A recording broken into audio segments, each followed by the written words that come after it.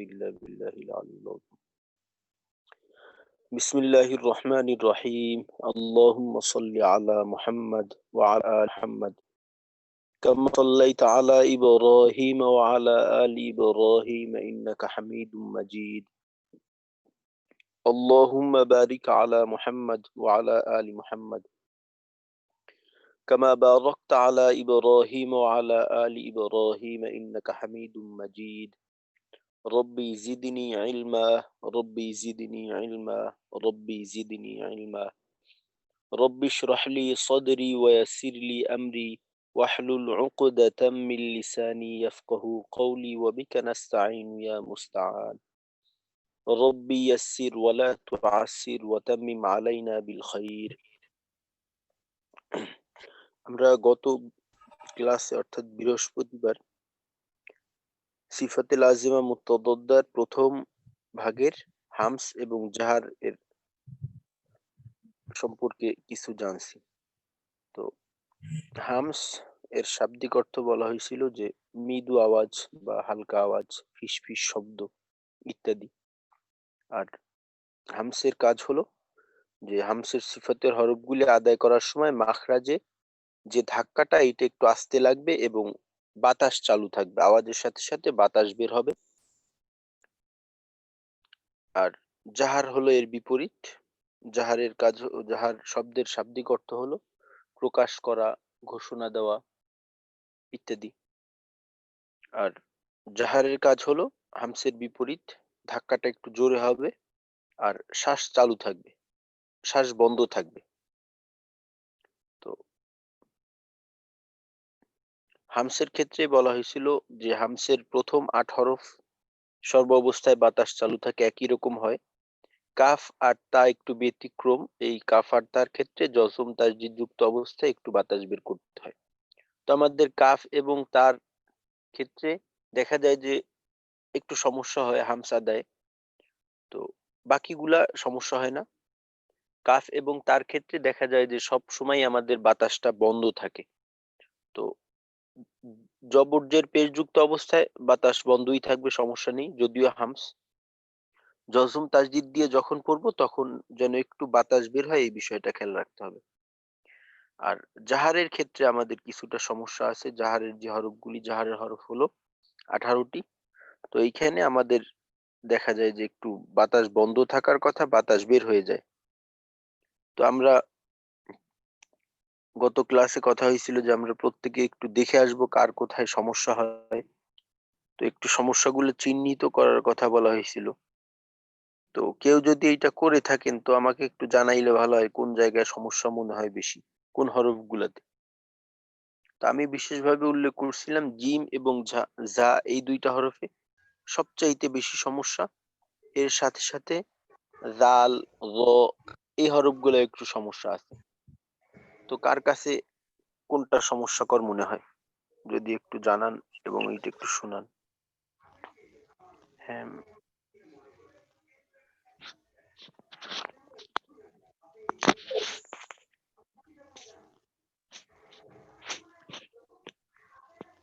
সবগুলোই কি ঠিক আছে নাকি? জাহারের বাতাস বন্ধ থাকার বিষয়টা।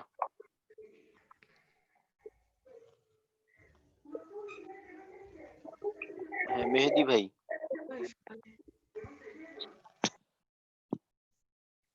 মেহেদি হাসান ভাই,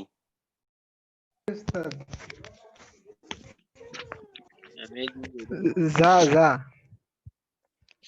যা, হ্যাঁ যা বেশি সমস্যাকর মনে হয় নাকি? জি, বাতাস বের হয়। যার ক্ষেত্রে একটু সমস্যা, ওই যে বললাম জিম এবং যা।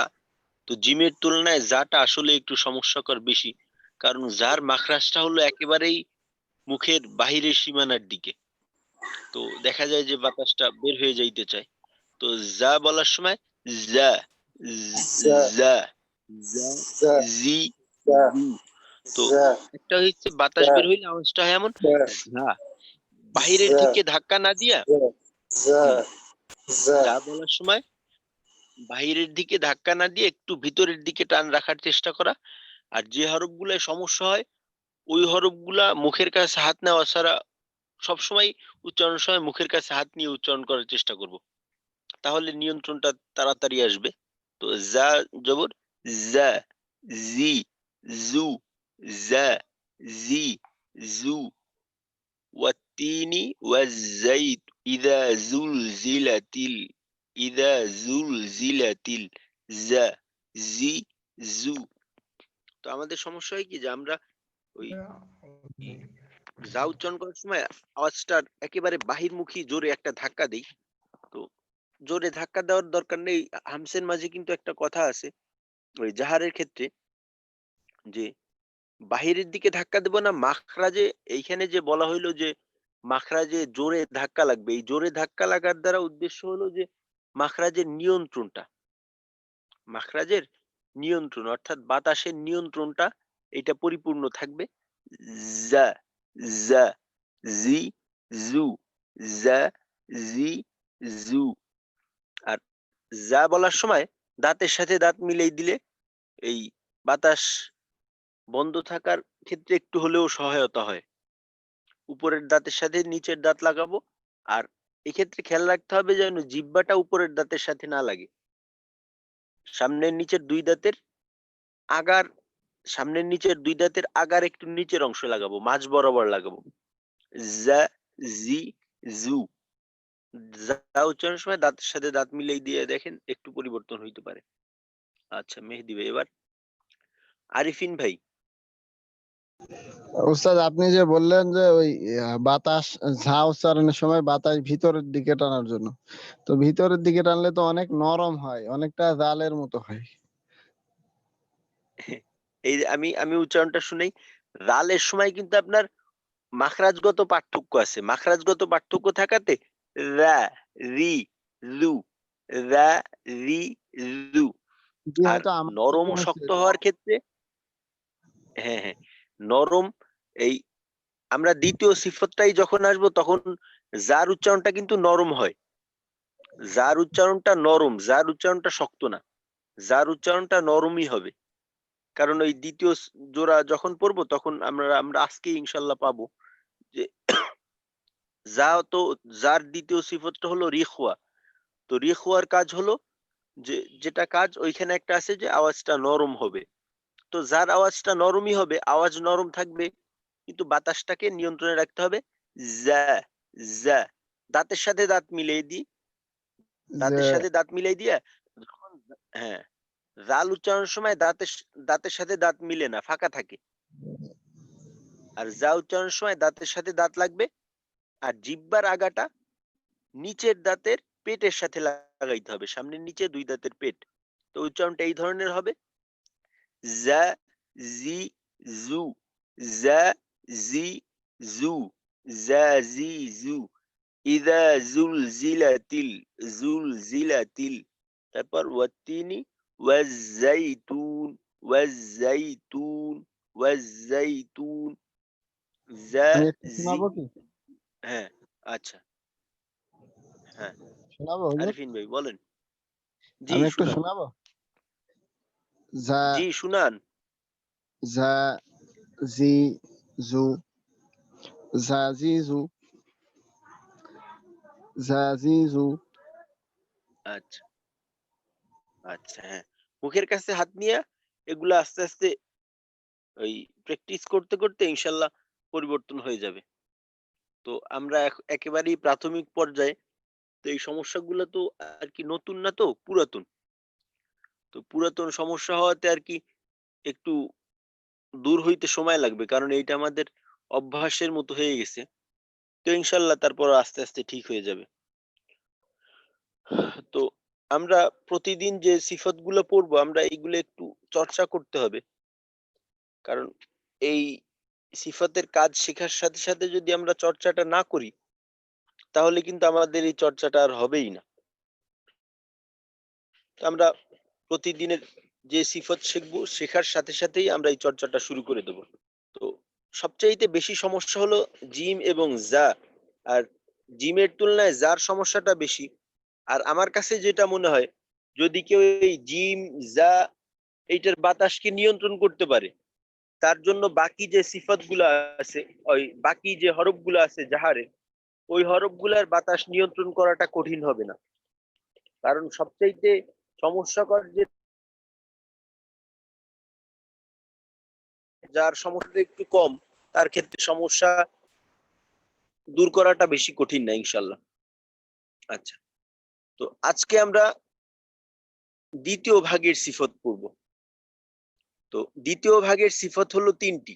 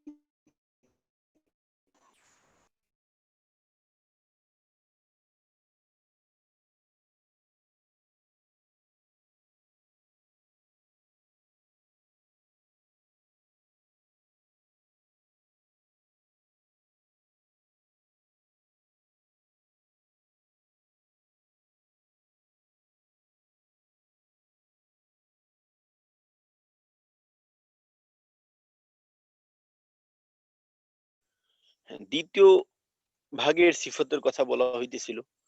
তো আমাদের দ্বিতীয় ভাগের সিফত হলো যে সিদ্দা, তাওয়াসসুত এবং রিখওয়া। তো সিদ্দার হরফ 8টি: কফ, ত, বা, জিম, দাল, হামজা, কাফ, তা। তাওয়াসসুতের হরফ 5টি: লাম, নুন, আইন, মিম, র, লিন, ওমর। আর বাকি যে 15 হরফ, এই 15টা হরফ হলো রিখওয়ার। তো এখন আমাদের সিদ্দা এর সম্পর্কে আমাদের প্রাথমিক ধারণা এতটুকু ছিল যে শক্ত হবে আওয়াজটা। তো দ্বিতীয় জোড়ার যে দ্বিতীয় ভাগের সিফতের যে বিষয়টা আলোচ্য বিষয়, সেটা হলো আওয়াজ। আওয়াজটা শক্ত হবে নাকি নরম হবে, এই বিষয়ে। তো সিদ্দা কাকে বলে? সিদ্দার শাব্দিক অর্থ হলো শক্ত হওয়া, কঠিন হওয়া, শক্ত, কঠিন, মজবুত, এই ধরনের অর্থ হয় সিদ্দার শাব্দিক অর্থ। আর তাজবিদের পরিভাষায় সিদ্দা হলো সিদ্দা সিফতের হরফগুলি আদায় করার সময় তার মাখরাজে শক্তভাবে ধাক্কা লাগার কারণে আওয়াজ বন্ধ হয়, আওয়াজ শক্ত হয়। তো এইখানে 3টা বিষয়ের কথা মোটামুটি বলা হয়েছে। একটা হলো মাখরাজে যে ধাক্কাটা লাগবে, অর্থাৎ মাখরাজে যে চাপটা থাকবে, এই চাপটা থাকবে শক্ত চাপ, শক্ত। তো এইটা অনেকটা জাহারের যে জোরে ধাক্কা লাগার একটা কথা বলা হয়েছিল, জোরে, তো ওইটার সাথে কিছুটা হইলেও মিলে। আসলে জাহারের যে কাজটা, এটা করতে গেলে সিদ্ধায় যে কাজটা, এই কাজটা আংশিক করতে হয়। তো সিদ্ধা এবং জাহার যদিও আলাদা আলাদা দুইটা সিফত, কিন্তু এদের মাঝে কিছুটা হলেও মিল আছে আর কি, একই জাতের, একই ধরনের।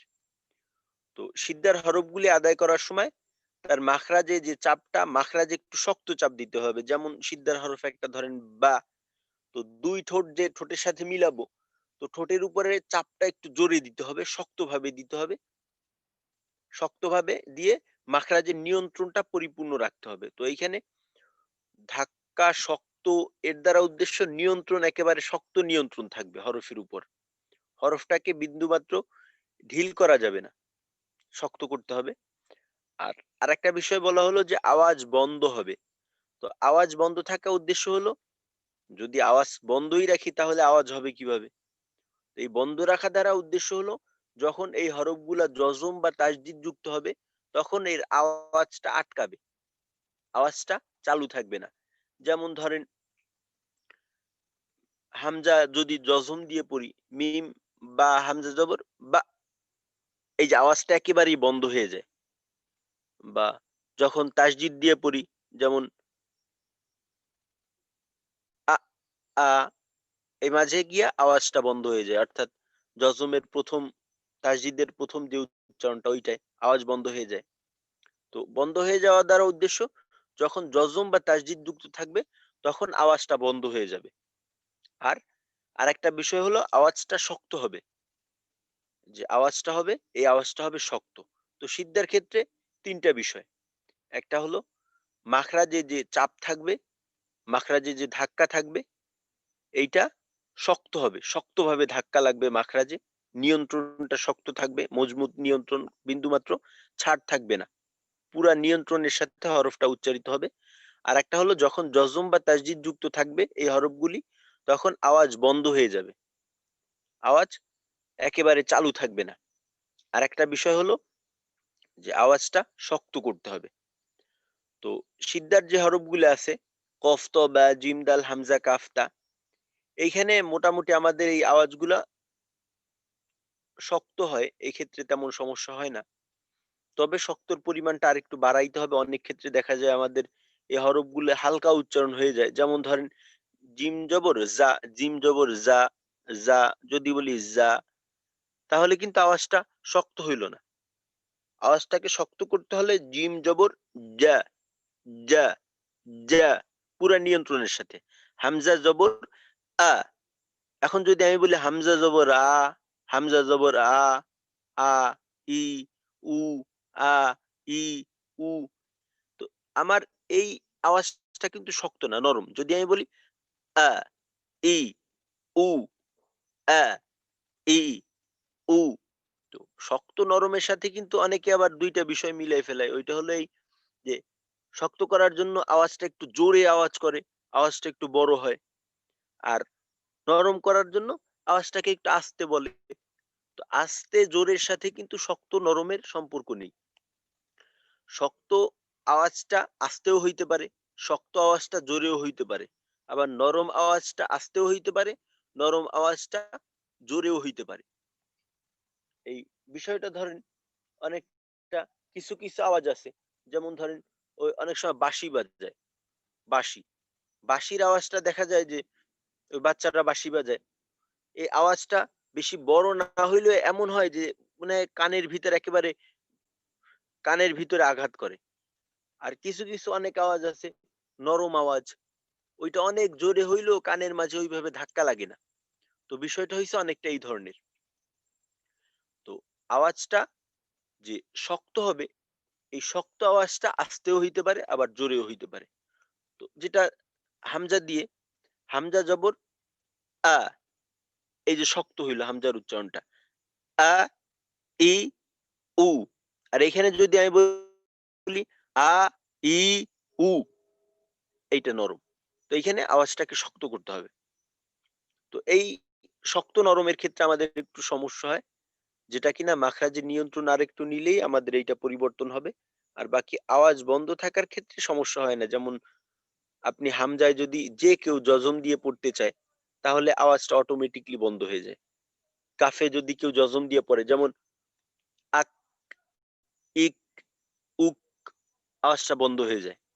তারপর বায়ে, কফে প্রত্যেকটা হরফেই এই সিদ্ধার যে হরফগুলো আছে জজম দিয়ে পড়লে আওয়াজটা আমাদের বন্ধ হয়। তো বন্ধ হওয়ার ক্ষেত্রে সমস্যা নেই। সমস্যাটা হলো শক্ত বা নরম এই ক্ষেত্রে। তো আমি একবার এই ৮ টা যে হরফ আছে আজিদু, কত্তিম, বাকাত। তো এই ৮ টা হরফ এইখানে যে ধারাবাহিকতায় দেওয়া আছে, আমি একবার এই হরফগুলোর উচ্চারণটা একবার শুনাই। জবর জের পেশ দিয়ে। আ, ই, উ, জিম, জা, জি, জু, দাল, দা, দি, দু, কাফ, কা, কি, কু। তারপর কফ, ক, কি, কু, ত, ত, তি, তু, বা, বা, বি, বু। তারপর তা, তা, তি, তু। তো আওয়াজটা এই শক্তভাবে একজন আমাকে একটু শোনাবেন। এই ৮ টা আওয়াজ, উস্তাদ ৮ টা হরফ। হ্যাঁ, মেহেদী ভাই। আলিফ, আ, আলিফ না এটা। ই, হ্যাঁ, মেহেদী ভাই। হামজা। হামজা, হুম। আ, আ ই উ জিম হ্যাঁ মেহেদী ভাই, জা জেরটা কিন্তু আমার কাছে মনে হইলো একটু নরম। জবর এবং পেশের তুলনায় জেরটা একটু নরম মনে হইলো। হামজা জবর আ, একেবারে মুখ খুলে। জবরের উচ্চারণ মুখ একেবারেই খোলা। জেরের উচ্চারণেও মুখ খোলা, পেশের উচ্চারণে মুখ গোল। ঠোঁট গোল আরকি, ঠোঁট। হ্যাঁ। আ আ, ই, উ। হুম, আ ই উ জা হ্যাঁ, ধাক্কা লাগবে। জি আচ্ছা ঠিক আছে। জু হ্যাঁ, দা এখন এই দু হ্যাঁ, মেহেদী ভাই, জি হ্যাঁ, জিমের উচ্চারণটায় বাতাস বের হওয়ার কারণে একটু কিন্তু নরম হয়ে গেল। একটা জিনিস দেখেন, সিদ্ধার হরফ ৮ টা, এই ৮ টার মাঝে হাম সিফত আছে শুধুমাত্র ২ টায়, কাফ এবং তা। বাকি ৬ টার মাঝে কিন্তু হাম সিফত নেই। তো কাফ এবং তার উচ্চারণ বাকি ৬ টার তুলনায় একটু দুর্বল হয়। তো বাকি ৬ টায় যেহেতু হামস নেই, তো বাতাস চালু রাখলে আওয়াজ একটু দুর্বল হয়। আওয়াজ একটু নরম ধরনের হয়। তো জিমে কিন্তু বাতাস ছাড়া যাবে না। যা, জি, জু, যা, জি, জু। হ্যাঁ, বাতাসটা একটু চেক করেন এবং আরেকটু শক্ত করার চেষ্টা করেন। হ্যাঁ, আরেকবার। যা যা জি জু হ্যাঁ, যা তাড়াতাড়ি বলার জি দরকার নেই। জু আরেকটু লম্বা করে বলেন, সমস্যা নেই। হ্যাঁ, তারপর দাল। যা যা জি জু দা দি আচ্ছা, দাল। দু দা দি দু কা কি কু হ্যাঁ, একেকবার। একবার ক বললেই চলবে। ক হুম। কি কু প হ্যাঁ, কফ পি কিন্তু পু কফটা হ্যাঁ, হ্যাঁ মেহেদী ভাই, কফের আওয়াজটা জি একটু দুর্বল হইলো। তারপর আরেকটা বিষয় হইলো যে মাখরাজে আরেকটু মাখরাজে যাওয়ার দরকার। ক, কফ জবর ক, ক কি, কু। ক কি হুম, কু ক হ্যাঁ, কি আপনি যখন কু হ্যাঁ, মেহেদী ভাই জি যখন জবর আর পেশ বললেন, ওই সময়টায় আমার কাছে মনে হইলো যে মাখরাজটা একটু উপরের দিকে উঠলো। আর জের যখন বললেন তখন মনে হইলো যে মাখরাজটা ঠিক জায়গায় আছে। কি, তো কি যেভাবে বলতেছেন ক, কি, কু, হরকত পরিবর্তন হওয়ার মাধ্যমে কিন্তু মাখরাজের সামান্যতম তারতম্য হয় না। মাখরাজের জায়গা একেবারেই ঠিক থাকে। তো তিনোটা একেবারেই এক জায়গার থেকে। যত নিচে নামানো যায় কফের উচ্চারণটা। হুম, আরেকবার। কফ। ক ক কি কু হুম, আচ্ছা। তো, প তুই পু আচ্ছা। বা হ্যাঁ, বা। দি বু তা তি তু আচ্ছা ঠিক আছে মাশাআল্লাহ। এবার হ্যাঁ, সালেহ আহমদ ভাই। জি উস্তাদ। হামজা জি, আ সালেহ ভাই। ই উ জিম হ্যাঁ, সালেহ ভাই। এই জেরের হামজা জের, জেরটা ই আরেকটু শক্ত হইলে আরো সুন্দর হবে। আ এই, এই। আ ই হ্যাঁ, উ যা হ্যাঁ, যা জি জু দাল শক্ত। দা দি দু কাফ কা কি কু কফ ক কি কু ত ত তি তু বা বা বি বু তা তা তি তু হ্যাঁ, সালেহ ভাই ওই প্রত্যেকটা উচ্চারণেই আরো একটু শক্তর যে মাত্রাটা আছে এটা আরেকটু বাড়ানোর দরকার। কারণ এখন কিন্তু আমরা এই হরফগুলাকে আলাদা, আলাদা ভাবে পড়তেছি। প্রত্যেকটা উচ্চারণ আলাদা, অন্য কোনো উচ্চারণের সাথে নেই। তো এই অবস্থায় উচ্চারণটা যতটা শক্ত করা যায়, যখন এইটা কোনো শব্দের মাঝে আসে তখন কিন্তু এতটা শক্ত করা যায় না। তো এখন যদি এর পরিমাণটা কম হয় তো ওই সময় গিয়ে পরিমাণটা আরো কমবে। তো এই জন্য পরিমাণটা আরো বাড়াইতে হবে, আরো বাড়ানোর চেষ্টা করতে হবে। তো জি জি ইনশাল্লাহ আস্তে আস্তে হয়ে যাবে, ইনশাআল্লাহ। সমস্যা নেই। আচ্ছা ঠিক আছে, মাশাল্লাহ। এবার জহিরুল হক ভাই, জহিরুল ভাই, আসসালামু আলাইকুম। ওয়ালাইকুম আসসালাম।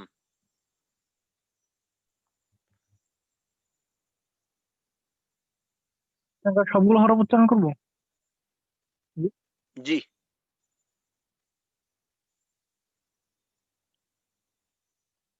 আলিফ জবর আ, ই, উ, হ্যাঁ। জিম জবর আচ্ছা যা, জহিরুল ভাই, জি, জু, জি হুজুর। আচ্ছা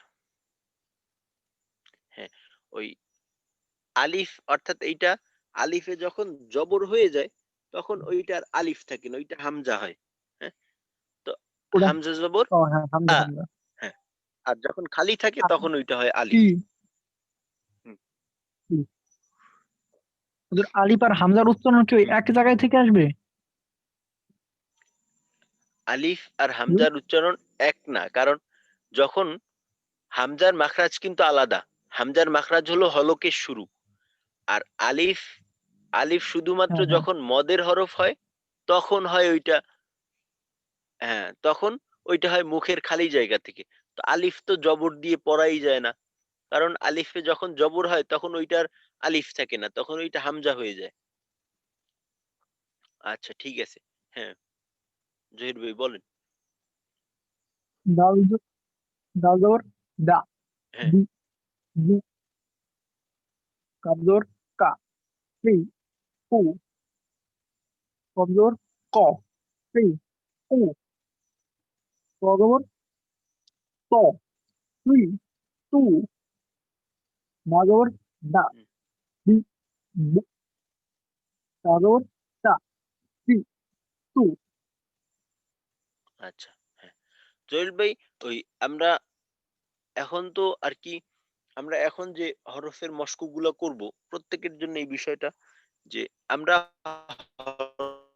হরকতের উচ্চারণ এত তাড়াতাড়ি করার দরকার নেই, কারণ আমাদের এই উচ্চারণটাকে একটু ঘষা মাজা করতে হবে। তো তো একটু খোলামেলা ভাবে করার চেষ্টা করব, যেমন জ্যা, জি, জু একটু লম্বা করবো আর কি, একটু লম্বা করে করে আমরা করলে উচ্চারণটা বুঝতে সহজ হয়। আচ্ছা ঠিক আছে, মাশাআল্লাহ।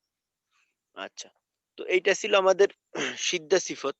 তো সিদ্ধার ক্ষেত্রে আমাদের যে সমস্যা ওইটা আগেই বলা হলো, যে আওয়াজটা আরেকটু শক্ত করার দরকার আর কি। তো আমরা এই শক্ত করার চেষ্টা করব। তো দ্বিতীয় ভাগের দ্বিতীয় সিফাতটা হলো রেখোয়া। তো রেখোয়া তাওয়াসসুতটা মাঝে একটু পরে আসবে। তো রিখওয়া কাকে বলে? রিখওয়া শব্দের অর্থ হলো নরম হওয়া, কোমল হওয়া, মোলায়েম হওয়া। তো এইটা হলো তার শাব্দিক অর্থ। আর আমাদের এখানে রিখওয়ার ক্ষেত্রে কাজ কি? রিখওয়া এর কাজ হলো রিখওয়া সিফাতের হরফগুলি আদায় করার সময় তার মাখরাজে সহজে ধাক্কা লাগার কারণে আওয়াজ জারি হয়, আওয়াজ নরম হয়। তো এইখানে ৩ টা বিষয়। যে ৩ টা কিনা পরিপূর্ণভাবে সিদ্ধা সিফাতের বিপরীত। এইখানে সিদ্ধার ক্ষেত্রে ছিল শক্ত ধাক্কা লাগবে। এইখানে ধাক্কাটা হলো সহজ ধাক্কা বা নরমভাবে ধাক্কা লাগবে। তো মাখরাজে মোট কথা হলো যে মাখরাজে যে চাপটা থাকবে এই চাপটা হলো দুর্বল, মোলায়েম চাপ। এইখানে বেশি চাপ দেওয়া যাবে না। আর ২য় বিষয়টা হলো যে আওয়াজ জারি থাকবে। সিদ্ধার ক্ষেত্রে বলা হয়েছিল আওয়াজ বন্ধ থাকবে। রিখওয়ার ক্ষেত্রে আওয়াজ জারি থাকবে। জারি থাকা অর্থাৎ চালু থাকবে। যেটা কিনা জজম বা তাসদিদ যুক্ত অবস্থায় বিষয়টা প্রকাশ পাবে, বিষয়টা বোঝা যাবে। আরেকটা হলো আওয়াজ নরম হবে। তো এইখানে আমাদের যে সমস্যাটা হয়, এইখানে আসলে ৩ টা ক্ষেত্রেই আমাদের সমস্যা হয়। রিখওয়ার হরফ হলো ১৫ টা। তো এই ১৫ টা হরফের মাঝে কিছু, কিছু হরফ আছে যে হরফগুলো উচ্চারণের সময় আমাদের চাপটাও জোরে হয়, ধাক্কাটা জোরে লাগে, তারপর আওয়াজটা বন্ধও হয়ে যায় জজমের সময়। আবার আওয়াজ নরমও হয় না। যেমন ধরেন গইন এই হরফটার সিফত হলো রিখওয়া। গইনকে যখন আমরা জজম দিয়ে পড়ি, একটু বিষয়টা খেয়াল করে দেখেন। যেমন ধরেন গয়রিল মাগদুবি, গয়রিল মাগদুবি আলাইহিম ওয়ালাদ্দাল্লিন। গইন এই আয়াতের মাঝে গইন এবং দদের আওয়াজও আছে। তারপর আবার ধরেন সূরা ফিলের মাঝে আছে ফি তাদলিল, ফি তাদলিল, তাদলিল অর্থাৎ তা দদ জবর তদ। তো আমরা জানি যে গইনের সিফত হলো রিখওয়া, আবার দদের সিফত হলো রিখওয়া। কিন্তু আমরা যখন এই কাজটাও জানলাম যে এদের মাঝে যখন জজম বা তাজদিদ যুক্ত হবে তখন আওয়াজটাকে বন্ধ করা যাবে না, আওয়াজটাকে কিছু সময় চালু রাখতে হবে, একটু সময় নিয়ে চালু রাখতে হবে, তারপর দ্বিতীয় হরফটা উচ্চারণ হবে। এর মাঝে আওয়াজটা বন্ধ হবে না, যেটা কিনা সিদ্ধা সিফতের বৈশিষ্ট্য। তো আমরা যখন গইন বা দদকে জজম দিয়ে পড়ি, বা লামও ধরেন, লাম রেখুয়ার হরফ, যে আলহামদু, আল্লাহু, তো আলহামদু, এখানে আলহামদু লামে জজম আসছে, আল পরে হা জবর হা, আল হা। তো এইখানে লামের উচ্চারণটা চালু থাকতে থাকতেই হার উচ্চারণটা হবে। তো এইখানে এমন কোনো সময় পাওয়া যাবে না যে সময়টা আওয়াজ বন্ধ। আলহামদু, আলহামদু মিলিত অবস্থায়। এখন এইখানে যদি আমি এইভাবে বলি আলহামদু, অর্থাৎ মাঝে গিয়ে আওয়াজটা একেবারেই বন্ধ করে দেই, আলহামদু, আলহামদু বন্ধ করে দেই, তো এইটা ভুল হবে। তো আমাদের এই ভুলগুলা অনেক হরফের ক্ষেত্রেই হয় রিখওয়ার। তো এই বিষয়টা আমাদের খেয়াল রাখতে হবে। যেমন ধরেন গয়নের উচ্চারণটা এবং দদের উচ্চারণটার সমস্যাটা বহুমুখী। একটা হলো আওয়াজটাও বন্ধ হয়, আবার অনেকের ক্ষেত্রে এই আওয়াজটা কলকলার মতোই হয়ে যায়। যেমন ধরেন যে গয়রিল মাগদুবি, মাগ এভাবে ধাক্কা লাগে, কলকলার সময় যেমন ধাক্কা লাগে ওরকম ধাক্কা লাগে। তারপর আবার ফি তাদলিল, দদের মাঝেও কলকলা হয় অনেকের জজম থাকলে, তাদলিল। তো এইখানে যদি বলি তাদলিল এইভাবে কলকলা করি, তো সিফতটাই পরিবর্তন হয়ে গেল। আর আমরা জানি যে এটা সিফতে লাজিমা, আর সিফতে লাজিমা যদি আদায় না করা হয় তাহলে হরফটা পূর্ণাঙ্গ রূপে উচ্চারিত হয় না, আবার কোনো কোনো ক্ষেত্রে হরফটা ঠিকই থাকে না, হরফটা ভিন্ন কোনো হরফে রূপান্তরিত হয়, বা অনেক ক্ষেত্রে দেখা যায় যে উচ্চারণটা এমন হয় যে ওইটা আসলে কোনো হরফেরই উচ্চারণ না, ভিন্ন একটা কিছু, ভিন্ন ভাষার একটা উচ্চারণ। তো এরকম। তো এইটা আমাদের খুবই যত্নের সাথে এই বিষয়গুলা খেয়াল করতে হবে, অন্যথায় সমস্যা। তো যে গইন, তো গইনটাই দেখি, গইন এবং দদ। তা আমি গইন এবং দদের উচ্চারণটা একটু শুনাই, তো আমাকে কেউ একজন শুনাবেন। গইনের উচ্চারণটা গ, গি, গু, জবরজের পেশে বন্ধ থাকা চালু থাকার বিষয় যদিও নেই, কিন্তু এখানে নরমের বিষয়টা আছে। গ, গি, গু, আগ, ইগ, উগ, বিষয়টা কিন্তু একটু খেয়াল করতে হবে। হামজা গইন জবর আগ, আওয়াজটা কিন্তু চালু থাকে। এখন এইখানে যদি আমি বলি আগ, একেবারে আটকাইয়ে দিই, আগ, এই ভুল হইল। আগ, ইগ, উগ, তারপর দদের উচ্চারণটা দ, দি, দু, জজম দিয়ে আদ, ইদ, উদ, আওয়াজের দদের মাঝে অন্য দুই একটা সিফত আছে, যে সিফতের কারণে এই আওয়াজটা চালু থাকলেও আওয়াজটাকে বড় করা যায় না, আওয়াজটাকে মুখের বাহিরে বেশি করে আনা যায় না, যে কারণে শ্রোতারা একেবারেই কাছে যদি থাকে, মুখের কাছাকাছি, তাহলে আওয়াজটা বুঝতে পারবে। অন্যথায় শ্রোতারা দূরে থাকলে আওয়াজটা বোঝাটা কঠিন। কিন্তু যে উচ্চারণ যে পড়বে, তিলাওয়াতকারী, সে যেন এই ব্যাপারে নিশ্চিত থাকে যে তার আওয়াজটা চালু আছে। আদ, ইদ, উদ, ফি তাদলিল, ফি তাদলিল, তাদলিল। হ্যাঁ মেহেদি ভাই, গইন এবং দদ এই দুইটা হরফ। غين أغ أغ أغ إغ أغ হ্যাঁ, এইখানে আওয়াজটা, জজমের আওয়াজটা চালু থাকলো, কিন্তু এই চালু থাকার মাঝে কিছুটা সমস্যা। সমস্যাটা হলো যে আওয়াজটা চালু যে থাকবে, আওয়াজটা একভাবে চালু থাকবে। আওয়াজের শুরু এবং শেষটা, ধরেন আওয়াজটা 1 সেকেন্ড পর্যন্ত চালু থাকবে। ওই 1 সেকেন্ড পুরাটাই একই উচ্চতার। এমন না যে আওয়াজটা ওঠানামা করবে। যেমন ধরেন আগ, এমন ভাবে আমি চালু রাখলাম, কিন্তু আগ, কি করলাম, শুরুর দিকে আওয়াজটা একটু আস্তে করে করলাম, শেষের দিকে গিয়ে আওয়াজটা একটু বড় করে ফেললাম। এমন করা যাবে না। আওয়াজের শুরুটাও যেমন থাকবে, শেষটাও ওইভাবে আস্তে শেষ হয়ে যাবে। এই, আর আওয়াজের মাঝে যেন অন্য কোনো ধরনের আওয়াজ না হয়। যেমন ধরেন আগ, অর্থাৎ আমরা গড়গড়া করার সময় যেমন একটা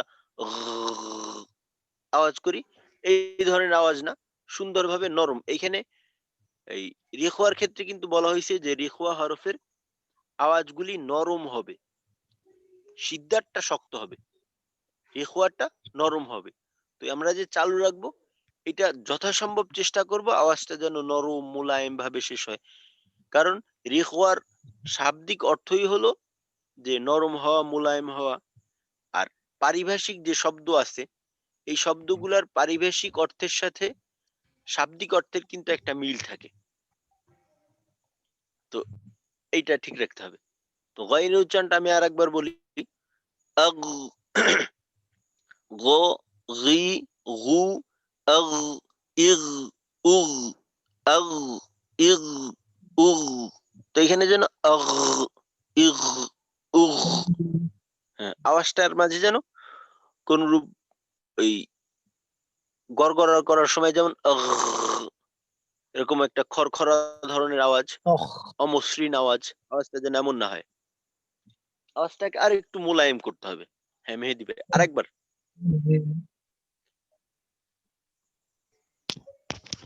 غ غي غو أغ إغ أغ এখনো কিন্তু এই বিষয়টা রয়ে গেল যে আওয়াজটা একরকম হইল না, একটু পরিবর্তন হয়। আচ্ছা, ইনশাল্লাহ ঠিক হয়ে যাবে তারপর। হ্যাঁ, দদ। ض ضي ضو أض إذ أذ হ্যাঁ, এই মেহেদি ভাইয়ের এই আওয়াজ চালু থাকার ক্ষেত্রে আওয়াজটা চালু থাকে, কিন্তু আওয়াজটা কিন্তু একটু হালকা কলকলা ধরনের হয়ে যায়। যেমন ধরেন আদ, ওই শেষে যখন আওয়াজটা ছাড়েন, ওই ছাড়ার সময় আওয়াজটা কিন্তু একটু বড় হয়ে অনেকটা কলকলার মতো হয়ে যায়। তো ছাড়ার সময় আস্তে আওয়াজটা শেষ হয়ে যাবে। আওয়াজটা ছাড়ার সময় যেন আবার লাফ দিয়ে উপরের দিকে না ওঠে। আদ, ইদ, উদ, আদ, ইদ, উদ, আস্তে শেষ হয়ে যাবে। আওয়াজটা মনে করেন আস্তে আস্তে নিম্নমুখী হয়ে যাবে। নিম্নমুখী হইতে হইতে একেবারে আওয়াজটা নিঃশেষ, আওয়াজটা আর নেই। আচ্ছা ঠিক আছে, মাশাআল্লাহ। এবার হ্যাঁ জহিরুল ভাই, গইন এবং দদ। হুজুর, আমি এতক্ষণ ধরে মানে ওই জিরাই জানতে চাইছিলাম যে আসলে উচ্চারণটা কি করতেছেন। কোনটা? লাইন লাইন কানেকশনের কারণে আমি একটু বের হয়ে গেছিলাম, আবার ঢোকার পরে আপনি যে এতক্ষণ ধরে আচ্ছা যারা আচ্ছা, উচ্চারণ করতেছেন, আমরা বুঝতে পারতেছি না এটা জিম আচ্ছা। নাকি। হ্যাঁ, এটা হইছে, একটা হলো গইন আর একটা হলো দদ। গইনের উচ্চারণটা হবে ওই যে কথাগুলো গেল, যে আমরা এখানে জজম দিয়ে যখন পড়বো রিখওয়ার হরফ, তখন আওয়াজটা চালু রাখবো। যেমন গইনের উচ্চারণটা আগ, ইগ, উগ, মাগদুবি, মাগদুবি আলাইহিম, গায়রিল মাগদুবি আলাইহিম, আগ, ইগ, উগ। আওয়াজটাকে চালু রাখতে হবে, আওয়াজটা যেন আগ, ইগ, উগ এভাবে আটকে না আদ, যায়, বন্ধ হয়ে না যায়। হুম। আরেকটা বিষয় হলো দদের ক্ষেত্রে যেন কিভাবে হবে? আওয়াজটা কলকলার মতো না হয়। হ্যাঁ? জি? দদ দদের জি ক্ষেত্রে জহির ভাই। কিভাবে হবে? দদের ক্ষেত্রে দদের আর ক্ষেত্রে দদের কিভাবে হবে? ক্ষেত্রে যে কথাটা বলা হলো যে হ্যাঁ, ওইটাই। দদের ক্ষেত্রে অন্য রেখোয়ার হরফ তো হলো মোট ১৫টি। তো ১৫টির ক্ষেত্রে হুম। বাকি গইন এবং দদ ব্যতীত বাকি যে ১৩টা হরফ আছে, ওই হরফগুলার ক্ষেত্রে আওয়াজ চালু রাখতে গিয়ে বাধাগ্রস্ত কম হয়। তো ওইখানে আওয়াজ চালু রাখাটা এই ২ টার তুলনায় একটু হলেও সহজ। তো এইখানে ২ টা সমস্যা, একটা হলো কলকলার মতো হয়ে যাইতে চায়। আর দদের ক্ষেত্রে সমস্যাটা হলো দদের আওয়াজটা চালু রাখলেও দদের আওয়াজটা বাহিরে, মুখের বাহিরে আনাটা একটু কষ্টকর হয় বা মুখের বাহিরে কম আসে। তো যতটুকু আসবে জি। তো ওইটা হবে এমন আব, আদ, ইদ, আদ, উদ, আব, ইদ, আদ, উদ, আদ, উদ, হুম, আদ, উদ। ইদ, উদ, এটা যেন এটা যেন ধরেন আমি কল্পনা না হয়। হামজা উচ্চারণ করার পর দদের মাখরাজে গেলাম। দদের মাখরাজে যাওয়ার পর আব, এই একটু সময় আওয়াজটা চালু রেখে যখন আমি ছাড়বো অর্থাৎ মাখরাজ থেকে পৃথক হব, দদের মাখরাজ থেকে পৃথক আদ, হব, ওই পৃথক হওয়ার সময় যেন আদ, আবার নতুন করে আর একটা আওয়াজ না হয়, তাহলে কিন্তু এটা অনেকটা কলকলার মতো হয়ে যাবে। তো এইটার থেকেও আমাদের একটু বাঁচতে হবে। তো আর বাকি যে হরফগুলো আছে যেমন ধরেন লাম, তা, সা, সিন, এগুলার ক্ষেত্রে এই আওয়াজ চালু রাখতে হবে, এতটুকু বিষয় জানা থাকলেই ওগুলা আদায় করাটা আমাদের জন্য সহজ হবে। যেমন ধরেন সিন, আস, ইস, উস, সদ, অস, ইস, উস, আর, ইর, উর, ওই সমস্ত ক্ষেত্রে আমাদের সমস্যাটা কম হবে ইনশাল্লাহ। আচ্ছা ঠিক আছে জহির ভাই। এবার মেহেদী ভাই, মেহেদী ভাই তো বললেন। মাহমুদুল হাসান ভাই। জি ওস্তাদ। জি আগ, ইগ, উগ, হ্যাঁ গ। মাহমুদ ভাই। জি হ্যাঁ, ওস্তাদ। এই গইনের জজমের উচ্চারণটা একটু কলকলার মতো হইলো কিনা এইটা একটু চেক করতে হবে কিন্তু। জি ওস্তাদ। হ্যাঁ, কলকলার সময় আমরা কি কাজ করি? কলকলার সময় আমাদের আওয়াজটা কিন্তু ধাক্কা লাগার কারণে আওয়াজটা ২ বার হয়। একটা হলো যেমন ধরেন বা দিয়ে বলি আব, আওয়াজটা একবার বন্ধ হয়, আওয়াজটা শুরুতে একবার হয়, হওয়ার পর আওয়াজটা বন্ধ হয়, বন্ধ হয়ে আবার আওয়াজটা একটু লাফ দিয়ে ওঠে। তো এই রিখওয়ার ক্ষেত্রে কিন্তু এই কাজটা করা যাবে না। আওয়াজটা একবারেই চালু থাকবে, একবারে চালু থাকবে। এটা যেন এমন না হয় মাঝে গিয়ে বন্ধ হইলো তারপর আবার চালু হইলো। তো এটা আগ, ইগ, উগ, আগ, ইগ, উগ। হুম, আচ্ছা, আরেকবার মাহমুদ ভাই। আগ, ইগ, উগ, আগ, ইগ, উগ। হ্যাঁ, সমস্যাটা হয় কি যে মনে করেন গয়নের মাখরাজটা হলো হলকের শেষ থেকে। তো গয়ন উচ্চারণ করার জন্য আমরা হলকের শেষে একটু চাপ দিয়ে ধরি। চাপ দিয়ে ধরার পর যখন ছাড়ি, ছাড়ার সময় আবার একটা আওয়াজ হয়। তো ছাড়ার সময় যে আওয়াজটা হয় ওই আওয়াজটা যদি বাদ দিতে পারি তাহলে মনে করেন আমাদের আওয়াজটা একেবারেই পরিষ্কার হয়ে যাবে, আওয়াজে আর সমস্যা থাকবে না। আরেকবার গইন তারপর দোদ। আগ, ইগ, উগ, আগ, ইগ, উগ। আচ্ছা এবার দোদ। আদ, ইদ, উদ, আদ, ইদ, উদ। হ্যাঁ, আচ্ছা মাহমুদ ভাই, ওই যে কলকলার মতো যে ধরেন আওয়াজটা হয় এইটা একটু পরিবর্তন করার দরকার। ইনশাল্লাহ ঠিক হয়ে যাবে, সমস্যা নেই। আস্তে আস্তে ইনশাল্লাহ পরিবর্তন হয়ে যাবে। আচ্ছা জি মাহমুদ ভাই ওস্তাদ, এবার। ওস্তাদ, এক শায়েখের কাছে শুনছিলাম যে জি দদের উচ্চারণ তো সব থেকে কঠিন। এর জন্য এটাকে ওই আরবি ভাষার একটা নামই হলো লুগাতুল দদ। হ্যাঁ। আর একটা হলো যে দদের উচ্চারণ সবচেয়ে কঠিন হলো এই আপনার জজম দিয়ে পড়া। হ্যাঁ, দদের উচ্চারণ আরবিতে সবচেয়ে শক্তিশালী উচ্চারণ হলো ত এবং দদ। ত উচ্চারণটা হলো দদের থেকেও শক্তিশালী, শক্তির দিক থেকে। আর কঠিনের দিক থেকে বিবেচনা করলে দদটা আসলেই কঠিন। কারণ দদের ক্ষেত্রে বিশেষ করে আমাদের বাঙালিদের জন্য অনেক কঠিন। কারণ দদের উচ্চারণে এমন এমন কিছু কাজ করতে হয় যেটা কিনা আমরা আমাদের জন্য একেবারেই অপরিচিত। মনে করেন এমন অপরিচিত যেটার সাথে আমাদের ভাষার বিন্দুমাত্র সম্পর্ক নেই।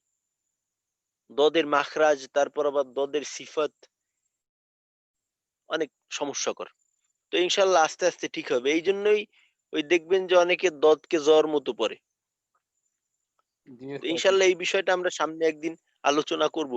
তো আমরা দদকে দদই পড়বো আপাতত এতটুক। আমরা দদকে দদ পড়বো, দদকে জ পড়বো না। যেমন জি ধরেন ওয়ালা যলিন, যলিন না, ওয়ালা দলিন, দ ওয়ালা দলিন। এখানে জ্বর মতো পড়বো না। আচ্ছা ঠিক আছে মাহমুদ ভাই, এবার আসাদ আসাদ আনোয়ার ভাই।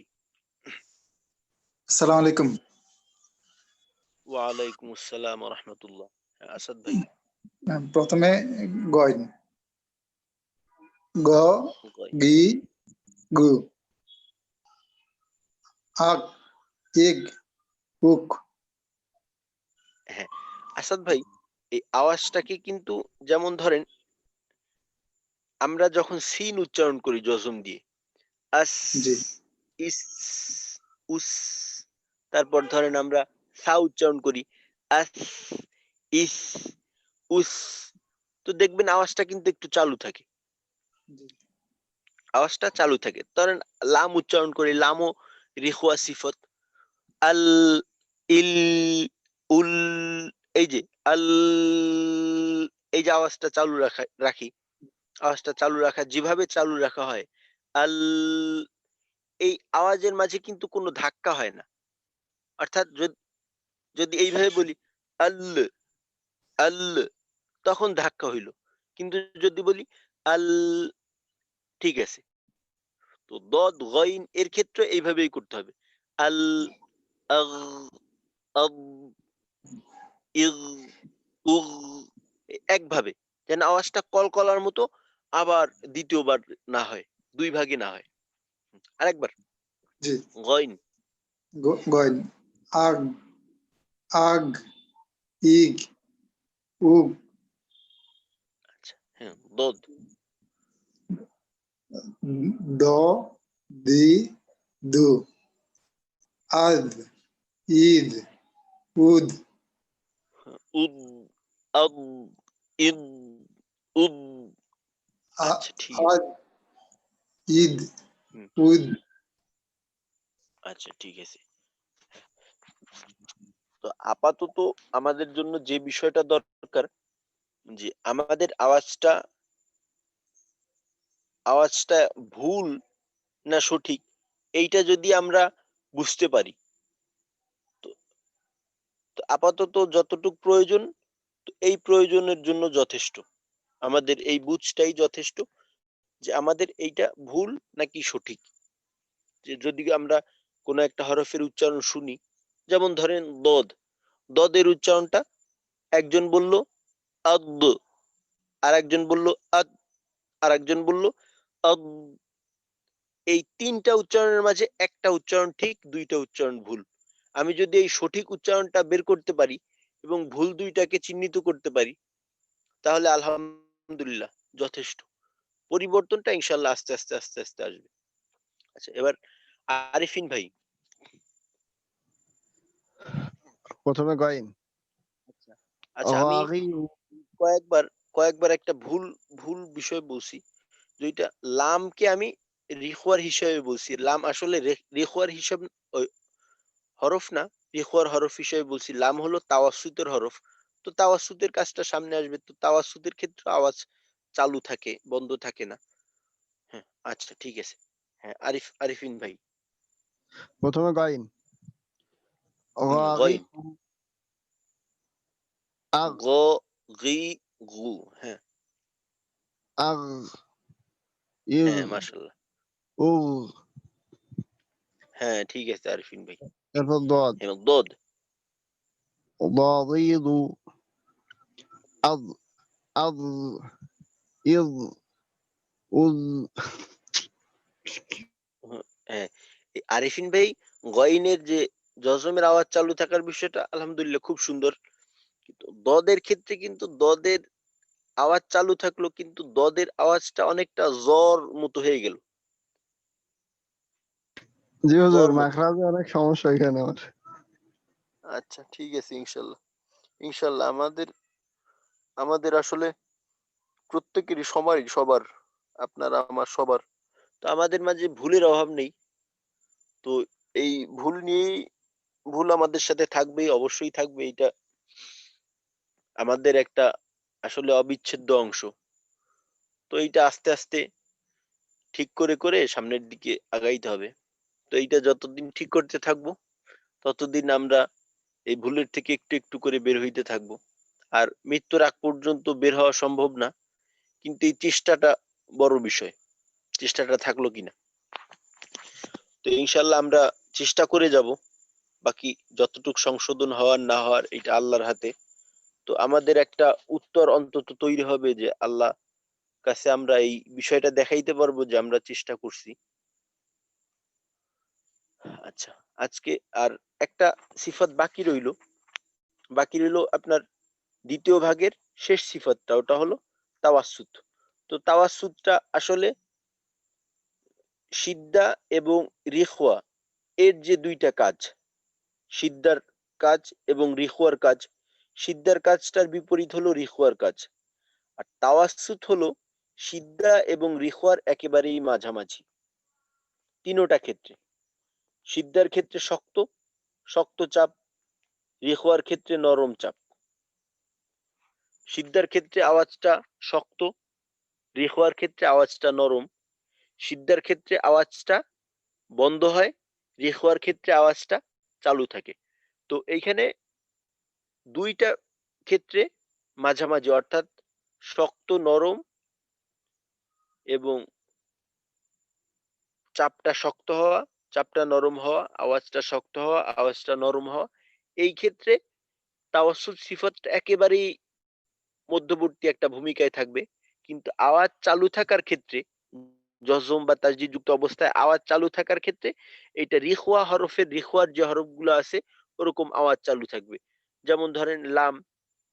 আর তাওয়াসসুত শব্দের শাব্দিক অর্থ হলো যে মধ্যবর্তী, মাঝামাঝি হওয়া।